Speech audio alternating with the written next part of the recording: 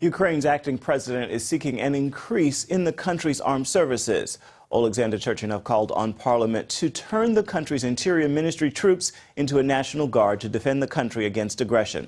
He's also called for the mobilization of military reservists and volunteers into the armed forces. Turchinov is at the center of the storm in Ukraine, but he is not alone. As George Thomas shows us, he's a man of deep faith and prayer. Pastor Volodymyr Kunets couldn't be prouder of his country's new leader. He is a born-again Christian and loves God. For several years, Oleksandr Turchinov, Ukraine's interim president, has attended Kunets' church in Kiev and serves as deacon. It is very rare, not just for Ukraine, but the entire region, for a Baptist Christian to run the country. Turchinov recently told a Christian magazine that God is working in his country. Despite the political chaos, he's asking believers worldwide to pray.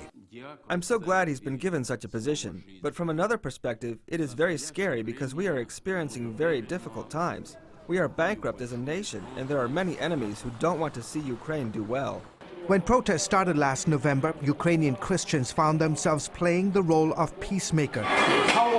Ostap Kirdivik is a leader of the anti-government demonstrators. During the gunfights, there was a priest who was standing there and who gave his last words and last services to the dying people, and he personally told me that 20 people died on his hands.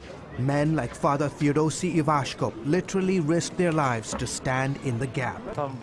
It happened just a few feet from here. Hundreds of Ukrainian police stood on one side and anti-government demonstrators on the other, and we took our place in the middle, calling for calm. Victoria Semenikina traveled to Maidan, ground zero of the mass demonstrations, to pray for families that lost loved ones. She also gives thanks for men like Father Ivashko. I saw Protestant, Catholic, Orthodox, and other Christians helping those for and against the government.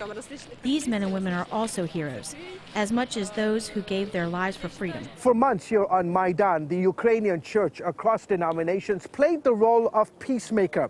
Today, it's preaching a message of reconciliation. We are preaching this message in almost every service and encouraging people to demonstrate in practical ways how we can help heal our nation. Parliament member and well-known Christian Alexander Dubovoy says his country has a small window of opportunity to get things right or else. People are clearly not happy, but we cannot overcome evil with evil. We have to be more forgiving. Days after the massacre that killed more than 100 and injured some 600 others, Larissa Litvin's church erected this tent for counseling. So many people have come for prayer. Entire families with children are coming and asking how they can help move our country forward after all the violence and bloodshed. This is a critical moment for us. One that Litvin and believers here say must be covered in prayer and forgiveness. George Thomas, CBN News, Kiev, Ukraine.